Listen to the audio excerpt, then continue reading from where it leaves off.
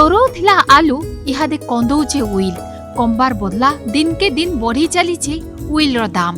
Half century पार करिकिना इहादे आलू record काटिदेला will दाम बढ़ी थिबार लगी इहादे चिंता ने ग्राहक। आलूर दाम स्वाभाविक नाई हेथिबार बेलके उइल गरीब धनी समकु कलबल करि दउचे।